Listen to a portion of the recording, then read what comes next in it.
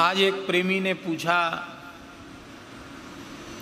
कि हम एकादशी करते हैं, हम अपने गोपाल जी को एकादशी कराएं कि ना कराएं। एक माता जी ने पूछा।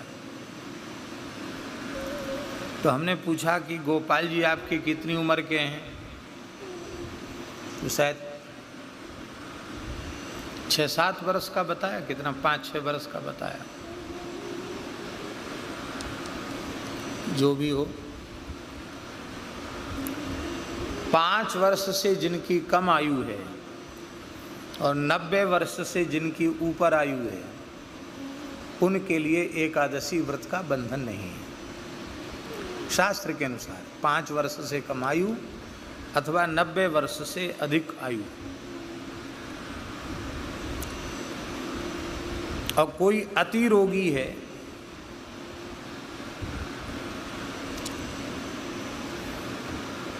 एक सज्जन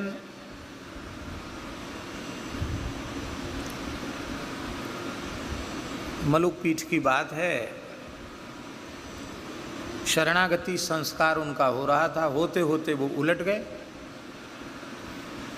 तो हमने सोचा कि शायद इनको कोई भावावेश आ गया होगा, लेकिन वो बात ये थी कि उनका शुगर इतना कम हो गया, उससे वो बेहोश हो गए। तो उनके निकटवर्ती लोगों ने, शायद उनकी गृहिणी ने ही तुरंत कुछ चीनी जैसा पाउडर कुछ भी खिलाया पिलाया, उससे वो चैतन्य हुए। तो उन्होंने कहा कि हमको बहुत भारी शुगर है और हमको दिन में थोड़ी थोड़ी बार खाना भी पड़ता है, दवाई भी लेनी पड़ती है। आज 11-12 बज गया, सवेरे से पानी भी नहीं पिया हमने, दवाई भी नहीं ली, और इसीलिए ऐसा हो गया। अब उनको हम कठोर व्रत का बंधन बता दें तो वो तो उनकी हालत खराब। आलू वो नहीं खा सकते और कोई चीज़ मीठा वो नहीं खा सकते। तो भैया जैसा जितना निर्वाह कर सको उतना करो। अति वृद्ध, अति रोगी, अति बालक, आतुर, इनके लिए बंधन नहीं है। दूसरी बात यह है, श्रीमद् वाल्मीकि रामायण में यह बात लिखी है, यदन्नः पुरुषो भवति तदन्नास्तस्य देवताः। ये बात 2-3 बार आई है वाल्मीकि रामायण। क्या लिखा है? यदन्नः पुरुषो भवति तदन्नास्तस्य देवताः। यदन्नः पुरुषो भवति, मनुष्य जिस प्रकार का आहार करने वाला होता है, वह अपने देवता को भी उसी प्रकार के आहार का समर्पण करता है।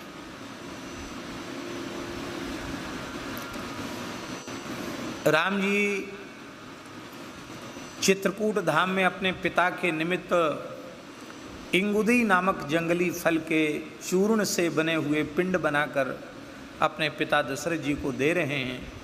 उनको देख करके माताएं रोने लगी हैं।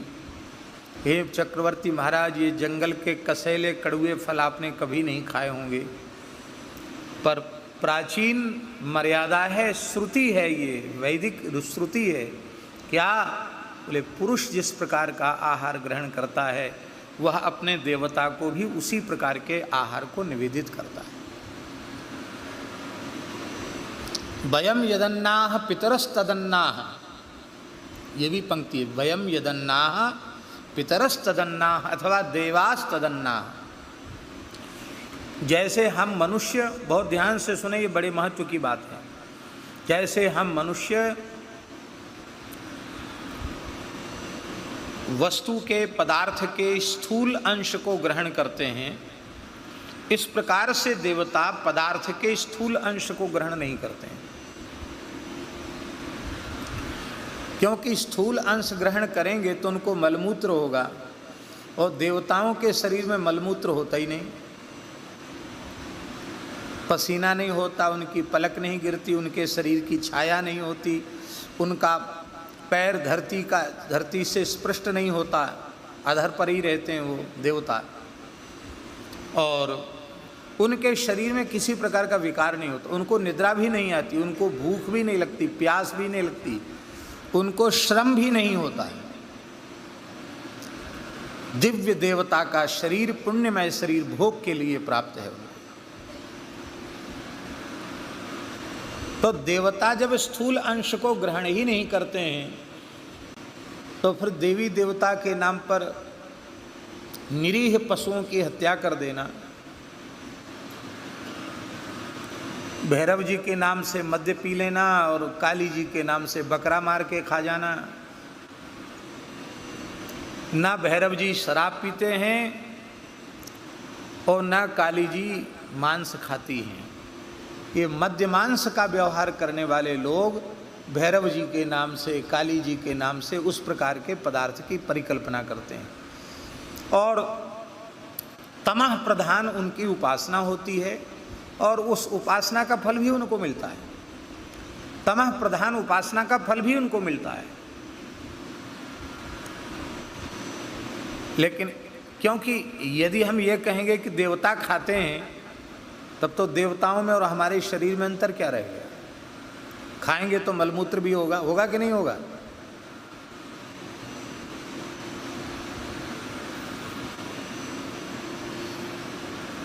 इसलिए आचार्य जी, इसलिए वैष्णव लोग जो एकादशी करते हैं तो जब हम अन्न नहीं पा रहे हैं और बिना भगवत प्रसाद के हमको कोई चीज़ ग्रहण करना नहीं है, तो जब हम फलाहार कर रहे हैं तो हमारे ठाकुर जी भी फलाहार करेंगे, हैं? इसलिए ठाकुर जी को भी फलाहार का भोग लगाना और इसके बाद अधरामृत प्रसाद लेना।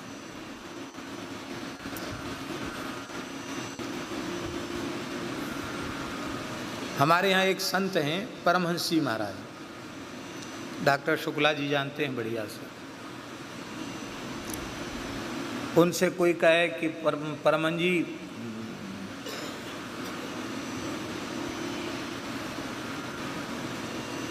आहार करोगे कि फलाहार? क्या आहार करोगे कि फलाहार? वो कहते ना हम आहार करेंगे ना फलाहार, हम भगवत प्रसाद पाएंगे।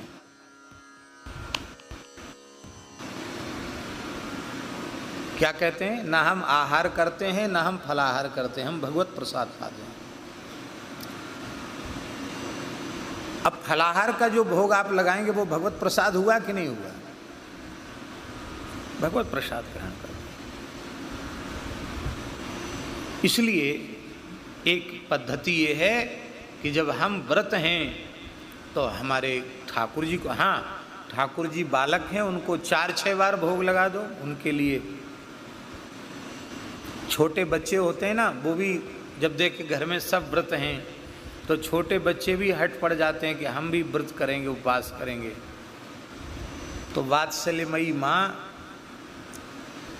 उनको व्रत के नाम से भी बढ़िया बढ़िया व्यंजन बना के दिन में 2-4 बार खिला देती है। कोई बात नहीं, उपवास है, फलाहार है। ऐसे आपको अपने घर के लाला में अनुराग है तो एकादशी को विशिष्ट रूप से उनको भोग धरा दो, बढ़िया बढ़िया चीज़ बना के पवाओ। दूसरी एक पद्धति यह भी है, कुछ प्राचीन स्थानों में ये परंपरा है। वो ये परंपरा ये है कि एकादशी को दिन में तो एक बार ठाकुर जी को फलाहार का भोग धरा दिया और शाम को दूध उनको भोग, ब्यारू भोग में दूध आ गया ठाकुर जी को, और एकादशी को ब्यारू भोग में हलवा, बढ़िया वेद लक्षणा भारतीय देसी गाय के घी की पूड़ी और साग, खीर वगैरह बना लो तो खीर वगैरह कोई ऐसी चीज़, प्रायः हलवा पूड़ी साग, ये भोग लगाते हैं एकादशी को ब्यारू में। क्यों लगाते हैं? बोले एक शास्त्र की विधि यह भी है कि जहाँ मंदिर में विधिवत प्राण प्रतिष्ठा भई हो वहाँ प्रतिदिन अन्न का भोग जरूर लगना चाहिए। हमारी एकादशी है, ठाकुर जी की थोड़ी है। तो रात्रि को ब्यारू में भोग धरा गया तो 24 घंटा तो बीत नहीं पाया। एक समय ठाकुर जी ने और उस ब्यारू भोग को फिर विराजमान कर दिया जाता है सुरक्षित। और सवेरे ठाकुर जी की जैसे ही उत्थापन हुआ मंगला भाई, अब उसके बाद सबको जो श्रृंगार आरती होती ना 7 साढ़े 7 बजे, उसी से सबको चरणामृत और वो रात का ब्यारू वाला थोड़ा थोड़ा प्रसाद। तो प्रसाद लेने से एकादशी का पारण सबका हो गया, रात्रि का ब्यारू सब में बट गई और अलग से कुछ बनाना नहीं पड़ा। फिर राजभोग के समय राजभोग, तो ठीक समय से पारण हो जाता है व्रत का। एक ये पद्धति है। तो मूल बात हमें यह कहनी है कि हम जिस प्रकार का आहार करते हैं उसी प्रकार का आहार देवता को निवेदित करने लग जाते हैं। अब ये बात अवश्य है कि देवता को निवेदित करने में शास्त्र मर्यादा का ध्यान हमें अवश्य रखना चाहिए। जो वस्तु भगवान को भोग लगाने के योग्य हो, देवता को अर्पित करने के योग्य हो, वही पदार्थ हम अर्पित करें, मनमाने तरीके से अर्पित न करें, ये बात है। तो महर्षि कंदमूल फल का आहार करने वाले हैं। एतावता उन्होंने कंदमूल फल भगवान को अर्पित किए। क्यों किए? कंदमूल फल भोजन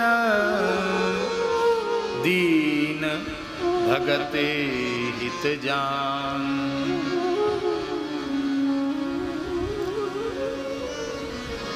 चाहते तो क्या उत्तम पदार्थ भगवान को पवाने के लिए सुलभ नहीं हो सकते थे क्या? लेकिन यह जानकर महर्षि विश्वामित्र ने कि भगवान की प्रतिज्ञा है क्या? दीन भगत हित जान। क्या प्रतिज्ञा? पत्रम पुष्पम फलम तोयम यो मे भक्त्या प्रयच्छति तदहं भक्त्युपहृतमस्नामि प्रयतात्मना। पत्रम पत्ता, पुष्प, फल, जल, कुछ भी भक्ति पूर्वक मुझे अर्पित करता है तो महाराज जी अश्नामि, अश्नामि अशुंग भोजने से अश्नामि बनता है। अश्नामि में खा लेता हूँ। इसमें केवल फल ही ऐसी वस्तु है जो खाने की योग्य होती है। उसमें भी भगवान ये विशेषण नहीं लगाते कि कच्चा फल की पका फल, सूखा पत्ता की गीला पत्ता, तुलसी का पत्ता की बट का पत्ता। पत्रम पत्र, पत्ता मात्र, पुष्प, फल, जल, कुछ भी अर्पित कर दे, मैं भक्ति पूर्वक जो अर्पित किया गया है उसको मैं खा लेता हूँ, ग्रहण करता हूँ। और भगवान की प्रतिज्ञा है अर्णवप्युपाहितं भक्तैः प्रेम्णा भूर्येव मे भवेत् भूर्यप्यभक्तोपहृतं न मे तोषाय कल्पते। एक अणुमात्र पदार्थ भक्ति पूर्वक कोई मुझे निवेदित करे तो उसके प्रेम के कारण, उसकी निष्काम भक्ति के कारण वह एक कण भी, एक अणुमात्र पदार्थ भी मेरे लिए सुमेरु के जैसा हो जाता है। और सुमेरु के समान भक्ष्य राशि, भोज्य राशि मेरे लिए अर्पित करे, किंतु उसके हृदय में प्रेम न हो, भाव न हो, भक्ति न हो, तो भगवान कहते कि मैं उसे स्वीकार नहीं करता। न मे तोषाय कल्पते, वह बहुत अधिक से अधिक पदार्थ भी मुझे संतुष्ट करने वाला नहीं। आज 56 भोग नहीं, 56 भोग को 100 गुना करके लगा दो, 100-156 भोग एक साथ धरा दो आप, किंतु यदि आपके हृदय में दैन्य नहीं है, भाव नहीं है, प्रेम नहीं है, तो भगवान ठीक है। कई बार ये सब आयोजन इसलिए भी किए जाते हैं कि लोगों में बड़ा नाम हो। इतने टन फल का भोग लगाया, इतने टन मिठाई का भोग लगाया।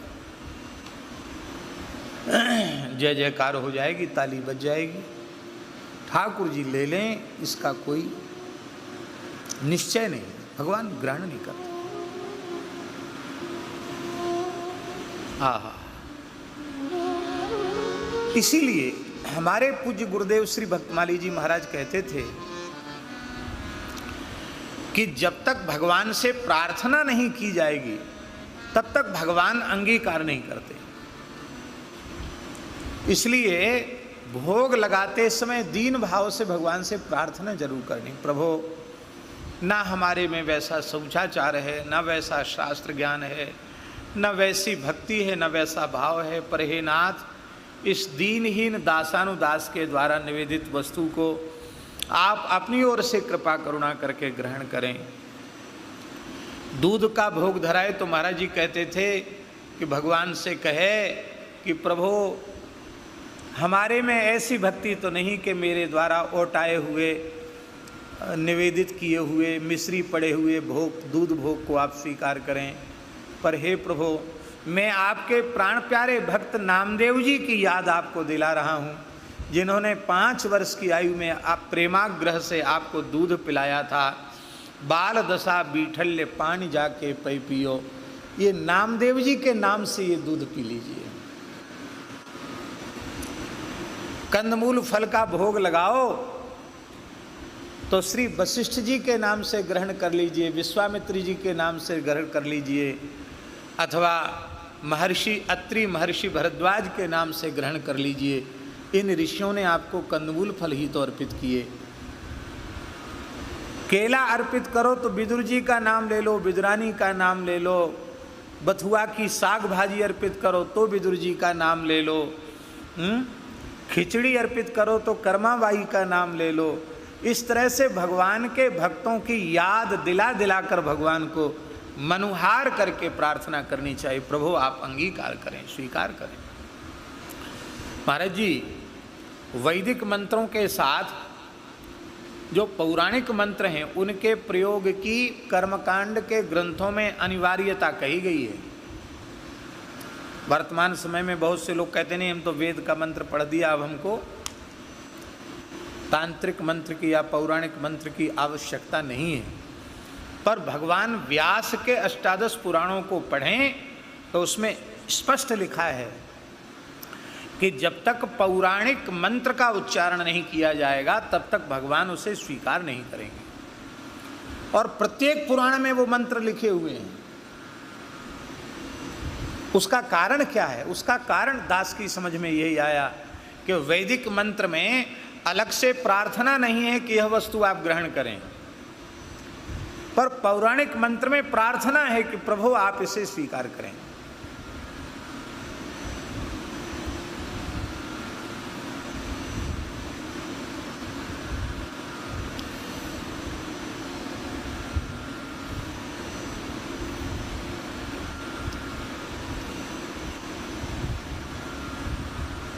अब जैसे उदाहरण हम आपको दें,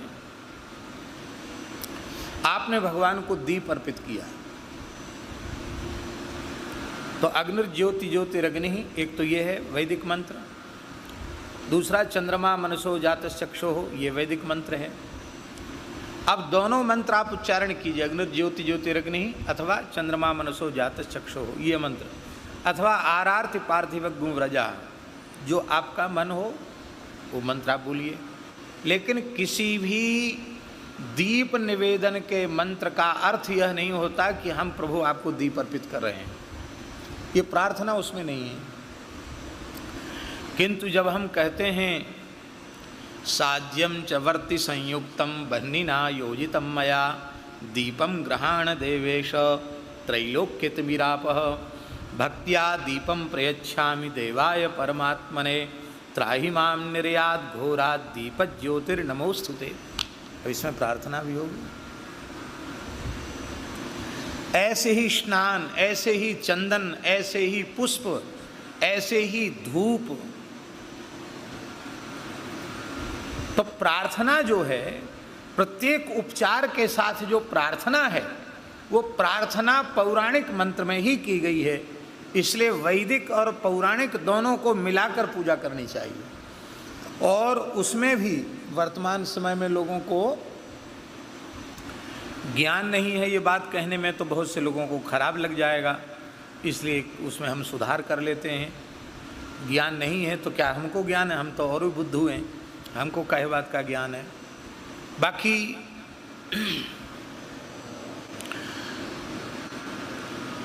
जो उपनीत हैं, शिखा सूत्रधारी हैं, निष्ठापूर्वक श्रद्धापूर्वक संध्योपासन करते हैं, कम से कम सायं प्रातः संध्या तो करते ही हैं, ऐसे लोग पूजन में उपस्थित हों, द्विजाति संध्योपासन संपन्न शिखा सूत्रधारी, तब वैदिक मंत्र का उच्चारण पूजन में करना चाहिए।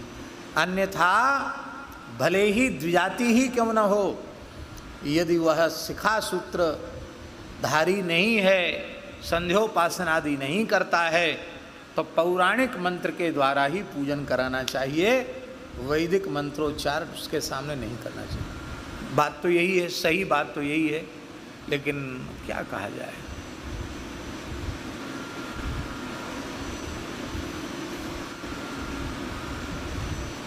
कोई आए महापुरुष, हम लोग अगवानी के लिए चले गए, वहीं से स्वस्ति न इंद्रो बृहस्रवाहा बोलना शुरू किया। अच्छी बात है, बोलना चाहिए, पर किसी के पैर में जूता है, किसी के पैर में चप्पल है, तो क्या यह मर्यादा है? ये मर्यादा तो नहीं है। मर्यादा तो यह है कि पवित्र आसन पर बैठकर आचम्य प्राणानायम्य वेद पुरुषम नत्वा गुरून् नत्वा, इसके बाद वेद मंत्रोच्चारण कर। विधि तो यही है कि नहीं? श्री वृंदावन विहारी लाल की जय। वो जो आसन है उसको इधर किनारे कर दो। हम लोग कितने भाग्यशाली हैं, परम पूज्य श्री बाहुबली पीठाधीश्वर पूज्य श्री महाराज जी कृपा पूर्वक पधारे हैं। बड़े दिव्य महापुरुष हैं। श्री निम्बार्क परंपरा का अत्यंत प्राचीन स्थान है, हम दर्शन करके आए हैं। आज भी वहाँ शेर वगैरह आ जाते हैं, दिव्य स्थान है।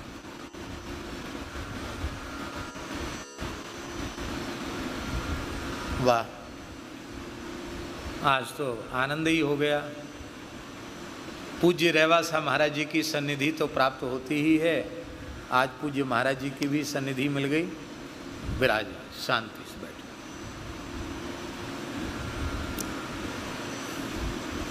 आचार्य जी आप वहाँ बैठ जाओ, वहाँ जहाँ राम तीरदास जी बैठे वहाँ बैठ जाएं, वहाँ आपको सुविधा होगी बैठने में, कुर्सी पर बैठे।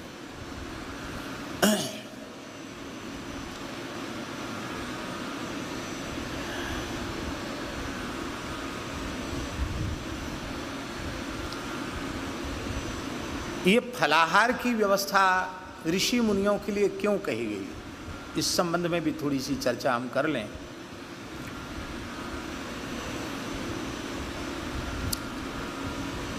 अन्न का जो स्थूल अंश है वो तो मल के रूप में बाहर शरीर के निर्गत हो जाता है, और अन्न का जो सूक्ष्म अंश है उस सूक्ष्म अंश से मन का निर्माण होता है।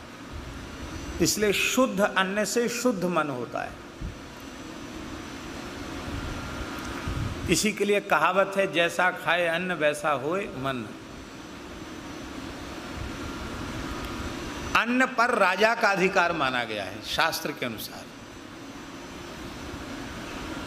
भले ही राजा सब जगह खेती न करता हो, लेकिन जिस देश का राजा है उस देश के राजा का ही सारा अन्न है, सारी धरती उसकी है, सारा अन्न राजा। आज भी है महाराज जी। सरकार चाहे किसी भी भूमि का अधिग्रहण कर सकती है कि नहीं, उसको पावर है। क्योंकि आपके चाहे जो दस्तावेज आपको मुआवजा मिलेगा, लेकिन सब भूमि सरकारी है, राजा की भूमि है, सारा धन राजा का है, सारा अन्न राजा का है, राजा वो मालिक है, वो उपयोग कर सकता है। राष्ट्र की सुरक्षा में वो चाहे तो सब कुछ कर सकता है। आपके बैंक के खाते धरे के धरे रह जाएंगे, सारी संपत्ति युद्ध के काल में राजा की होती है। तो अन्न पर अधिकार राजा का है और राजान्न वर्जित है, इसलिए तपस्वी के लिए इसलिए वर्जित है क्योंकि राजा शुभ अशुभ सब प्रकार का कर्म राजा करता है, सब प्रकार का काम उसके द्वारा बनता है। वो कोई परमात्मा तो है नहीं। तो राजा का पाप से दोष से बचना अत्यंत कठिन है। तो उसका राजा के दोष का प्रभाव, दुष्कृत का प्रभाव अन्न पर होता है। इसलिए अन्न ग्रहण करने से वो राजान्न ग्रहण करने का दोष लगता है। इसलिए ये प्राचीन ऋषियों की बनाई मर्यादा कि अन्न पर अधिकार राजा का है और प्रजा का है, जो प्रजा टैक्स भरती है। अब हम ऋषि मुनि महात्मा, गांव नगर पर अधिकार राजा का है, जंगलों में अधिकार ऋषि मुनि महात्माओं का है। अन्न पर अधिकार राजा का है और कंदमूल फल पर अधिकार ऋषियों का है, संतों का है। तो अपने तप की वृद्धि, तेज की वृद्धि और अन्न के दोष से बचने के लिए ही ऋषियों की परंपरा में अन्न का ग्रहण करना मना है। वानप्रस्थी को अन्न मना है।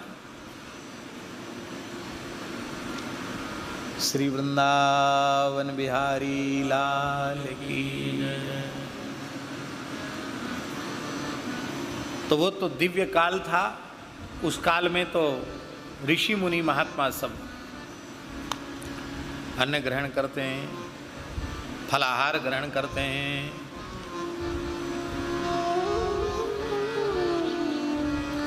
प्रातःकाल होते ही प्रातःकालीन आह्निक कृत्य संपन्न करके भगवान श्री राम ने गुरुदेव विश्वामित्र जी के चरणों में प्रणाम किया और प्रात कहा मुनि सन रघुराई। प्रात कहा मुनि सन रघुराई। निर्भय यज्ञ करहु तुम जाई। निर्भय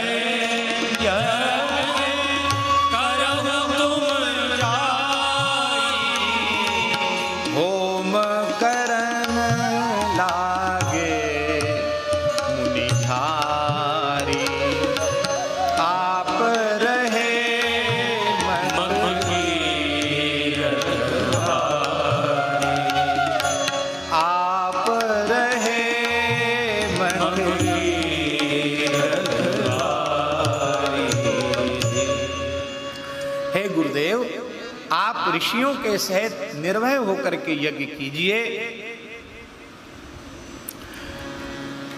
अब तो वाल्मीकि रामायण का बड़ा सुंदर श्लोक है, अद्यैव दीक्षाम प्रविश।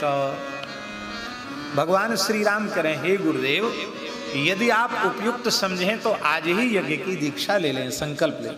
अद्यैव दीक्षाम प्रविश, आज ही दीक्षा ले लें। और वहाँ एक श्लोक बड़ा प्यारा कहा है भगवान श्री राम ने वाल्मीकि में। भगवान कहते हैं कि सिद्धाश्रमोयम सिद्धस्यात् सत्यमस्तु वचस्तव। ये जहाँ आप विराजे हैं, इसको आपने हमको सिद्धाश्रम बताया है। तो सिद्धाश्रम तो तब होगा जब यहाँ कोई कार्य असिद्ध रह न जाए, सारे काम निर्विघ्न संपन्न होवें, तब कहा जाएगा कि सिद्ध है। तो हम अब तक ये तो काली नाम का सिद्धाश्रम था, अब हम अपनी शक्ति से इसको सिद्धाश्रम बनाएंगे, ये बात रघुनाथ जी नहीं बोलते हैं। राम जी कहते हैं, हे गुरुदेव सत्यमस्तु वचस्तव, आपकी वाणी सत्य हो। आपने इसको सिद्धाश्रम कहा है, तभी तो सिद्धाश्रम है, इसमें कोई कार्य असिद्ध नहीं हो सकता। आपकी वाणी सत्य हो। महर्षि ने कहा, रामभद्र रामानुज, यदि तुम्हारे तत्व का हम विचार करते हैं तब तो हमारे मन में बड़ा उत्साह होता है, लेकिन तुम्हारे मंजुल मंजुल अत्यंत सुमनोहर बाल छवि का जब हम दर्शन करते हैं तो हमारे हृदय में बहुत वात्सल्य जगता है। अयोध्या जी में कितनी बार कलेऊ कर लेते होगे, और यहाँ तो कंदमूल फल मिल रहे हैं। फिर हम दीक्षा यज्ञ की ग्रहण करेंगे और उसी समय असुर आवेंगे तो आपको बहुत चौकन्ना रहना पड़ेगा, सावधान रहना पड़ेगा। भगवान ने प्रणाम करके कहा, गुरुदेव आपकी कृपा से हम सन्नद्ध हैं, तैयार हैं, बिल्कुल।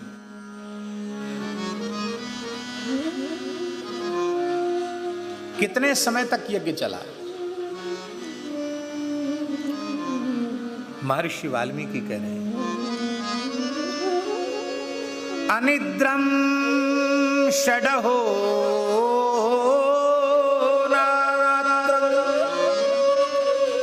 अनिद्रम षडहो रात्रम तपोवनमरक्षताम्। षट अहोरात्रम तपोवनम अरक्षताम अनिद्रम तपोवनम अरक्षताम। 6 दिन 6 रात्रि तक राम जी ने अपने पलक भी नहीं गिराए, लक्ष्मण जी ने पलक भी नहीं गिराए, ऐसे पलक नहीं झपकाए, सोए नहीं एक क्षण के लिए, कवच उतारा नहीं 6 दिन तक। भैया जी, न स्नान, न ध्यान, न लघु शंका, न दीर्घ शंका, न बाल भोग, न राजभोग, न ब्यारू। 6 दिन 6 रात्रि तक स्वाहा स्वाहा स्वाहा स्वाहा चला है। और 6 दिन 6 रात्रि तक श्री रघुनाथ जी, लक्ष्मण जी धनुष लेकर ऐसे आकाश की ओर दृष्टि किए हुए 5 दिन 5 रात्रि व्यतीत हो गए। आज 6ठा दिन है और आज 6ठे दिन ही यज्ञ की पूर्णाहुति है।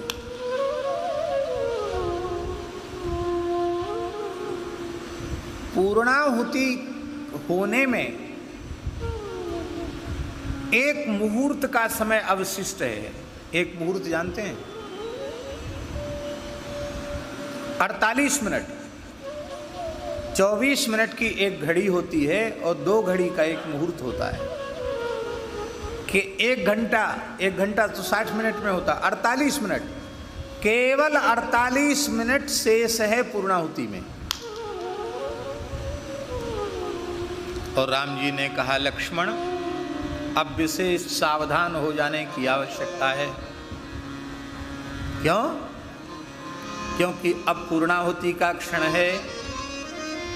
आसुरी शक्तियां यज्ञ को नष्ट भ्रष्ट कर सकती हैं, हमें और सावधान हो जाना चाहिए। लक्ष्मण जी ने कहा, प्रभु आपकी कृपा से मैं सावधान।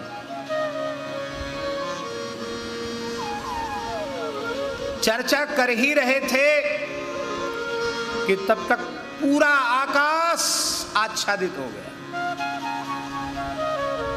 भयंकर काली काली घटाएं कज्जलगिरी के समान, काजल के पहाड़ के समान पूरा आकाश आच्छादित हो गया, नीचे अंधेरा जैसा हो गया। लक्ष्मण जी ने कहा, जय जय प्रभु। इसके पूर्व कोई आकाश में बादल नहीं थे, वर्षा का कोई लक्षण नहीं था, मेघ गर्जन हो नहीं रहा है, और ये काली काली घटा कैसे घिराई है? भगवान हंसने लगे, बोले काली काली घटा नहीं है, ये रावण के चौकीदार आतंकवादी उग्रवादी जो मारीच और सुबाहु हैं वो सेना सहित यहाँ उपस्थित हैं। कितने कितने सैनिक थे उनकी, राक्षस कितने थे सेना में? 60 करोड़ राक्षस थे सेना में। कितने? 60 करोड़ राक्षस थे। उन राक्षसों का अधिपति सेनापति वो सुबाहु था और मारीच रावणी कोर से प्रमुख, ऐसा समझ लो गवर्नर, उसकी तरफ से वो मुख्य प्रशासक वही था मारीच। भगवान ने कहा देखो लक्ष्मण, मान लो इनको हमने नष्ट कर दिया तो इनका रक्त, इनका हड्डी मांस आदि यहाँ गिरेगा यज्ञ क्षेत्र में, तो भी यज्ञ नष्ट हो जाएगा। इसलिए अब बड़ी चतुराई से काम लेना है। लक्ष्मण जी ने कहा सरकार आप आज्ञा करें। बोले मारीच जो मुखिया है उससे तो हम निपट लेते हैं, और 60 करोड़ असुरों की सेना के सहित सुबाहु से तुम निपटो। अब राम जी ने तो बहुत छोटा भार लिया अपने ऊपर, विशेष भार किस पर दिया? लक्ष्मण जी पर। राम जी ने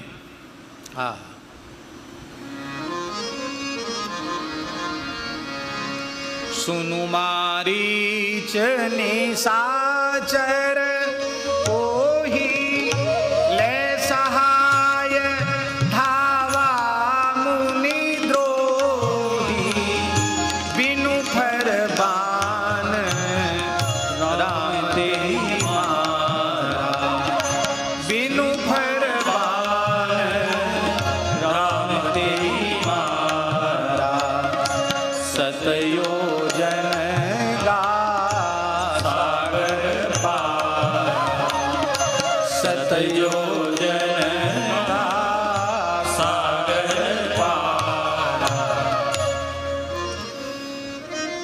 राम जी ने मारीच को बिना फर का, बिना फलक का बाण मारा। वैसे वाल्मीकि रामायण में इस बाण को मानवास्त्र कहा गया। क्या कहा गया? मानवास्त्र कहा गया।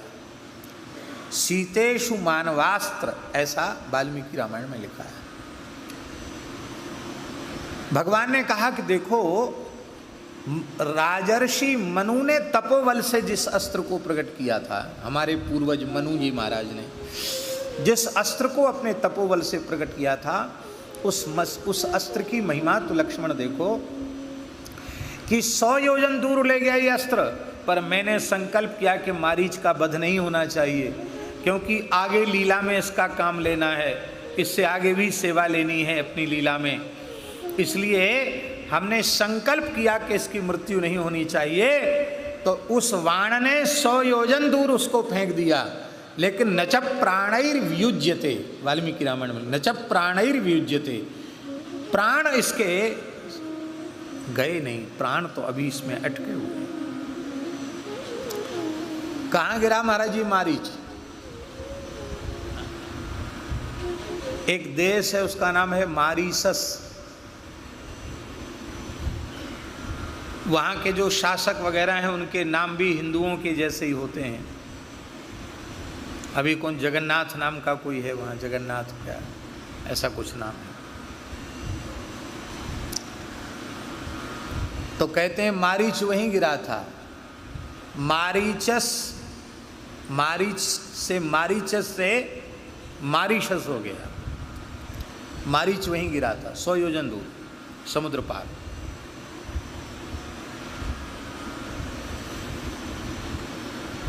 अब रहा कौन? मारीच तो गिरे ही नहीं, यहाँ तो 100 योजन दूर फेंक दिया। और सुबाहु और उसकी सेना के लिए भगवान ने सावधान कर दिया था, इसके शरीर का कोई अंश भी गिरेगा तो यज्ञ नष्ट हो जाएगा। लक्ष्मण जी ने ऐसा लाघव, ऐसा अस्त्र कौशल दिखाया, दिव्य आग्नेयास्त्र का संधान करके सुबाहु के सहित 60 करोड़ राक्षसों को जला दिया आकाश में, उनका दाह संस्कार कर दिया। अब राख तो नीचे गिरेगी कि नहीं गिरेगी? तो तत्काल वायव्यास्त्र का प्रयोग करके उनकी पूरी की पूरी राख को सीधे गंगा सागर भेज दिया, भस्म विसर्जन कर दिया महाराज जी गंगा सागर में। सबको सदगति लक्ष्मण जी ने दे दी। इस कार्य को करने में लक्ष्मण जी को कितना समय लगा?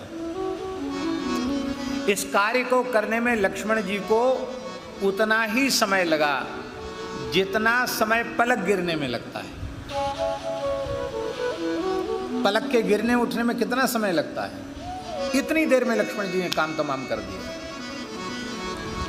ये लक्ष्मण जी का प्रचंड पराक्रम, इसको भगवान ने अपनी आंखों से देखा है। इसलिए विभीषण शरणागति के प्रसंग में राम जी ने कहा, जगमहु सखा निशाचर जेते, जगमहु सखा निशाचर जेते, लक्ष्मण हनहि निमिष महु तेते, लक्ष्मण हनहि निमिष महु तेते, लक्ष्मण हनहि निमिष महु तेते, लक्ष्मण हनहि निमिष महु तेते। सुग्रीव जी के मन में आ रहा था ना कि हमसे पूछा भी और फिर भी हमारी बात को नकार करके, हमारी बात हमसे पूछ भी लिया पंचायत में, और ना हमारी बात मानी, ना हमारे मंत्रियों की बात मानी, सचिवों की बात मानी। तो जब आपको मनमाना ही करना है, रावण जैसा त्रिलोक विजयी शत्रु सामने उपस्थित है, तो आप मनमाने फैसले कर रहे हैं, तो हम क्यों व्यर्थ में प्राण दें? आप अपने ढंग से निपट लो रावण से। ये उनके मन में आई सुग्रीव जी के बाद। तब भगवान ने कहा, सुग्रीव, बंदर भालुओं की हमें जरूरत ही नहीं,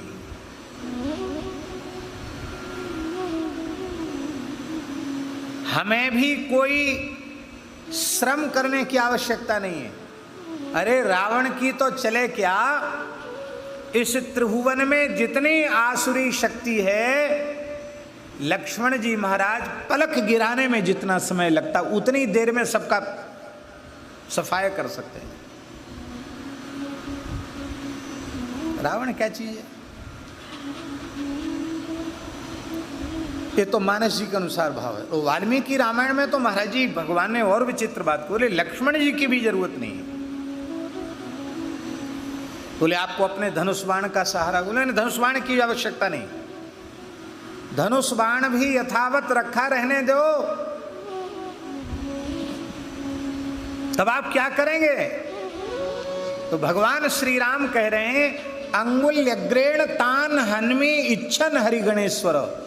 हरिगणेश्वर, हे कपिराज सुग्रीव, मैं केवल अपने मन में इच्छा मात्र करूं और अपनी उंगली ऐसे उठाऊं और यह इच्छा करके उठाऊं कि तीनों लोगों के असुर समाप्त हो जाएं।